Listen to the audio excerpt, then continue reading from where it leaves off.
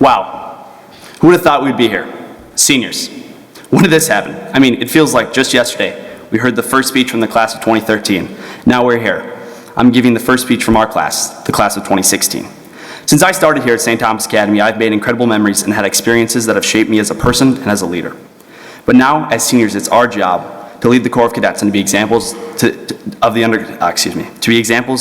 underclassmen like the seniors before us. All of us, including myself, are guilty of saying things like, let's be the best senior class ever. But instead of just saying these things, let's work together as a class and as a school to actually make this a better place for all that wear the uniform.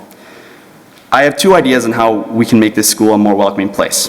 One, to understand the power of activities, and two, to discuss the importance of diversity of thought. Comedian Louis C.K. illustrated the point of my speech beautifully when he stated, "You live in a great, big, vast world that you've seen none percent of."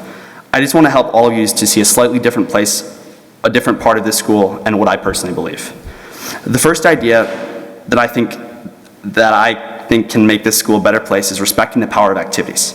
I didn't really want to do sports during my high school career, something I now regret.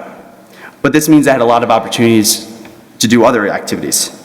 During my time here at St. Thomas Academy, I participated in 9 different activities: mock trial, KDET, which is the yearbook, Quiz Bowl, Shoes, the spring musical, improv, the honor guard, Cadence, which is our annual literary publication, and Citation, the newspaper, in my 3 years here.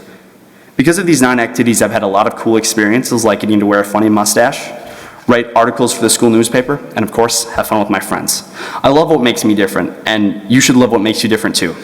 Now, if everyone were the same, the world would be boring and dull. I want everyone listening to understand this point. Everyone is different. Because no one is the same, everyone likes to do different things, and no one, not ever, should be made fun of for the activities they decide to do. If you have passion for something and put in the time and the work, you have my respect and a lot of others in this court today. People should be given the same level of respect that the St. Thomas Academy football team gives to the state championship runners-up Simile at this week's game. Having respect for others leads to getting to experience cool things like attending your classmates' sporting events, plays, competitions, concerts, and in summary, just respect everyone. Respecting other kids' activities is just only one of the ways I think that the school can become a more welcoming place. I also think we need diversity of thought. Diversity of thought. What is it, you ask? It's basically having more than one opinion in a discussion or learning environment. We don't have a lot of diversity of thought here at St. Thomas Academy.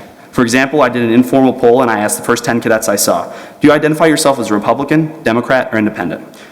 The results were not astounding at all. As most of you could guess, all the answers were conservative Republican.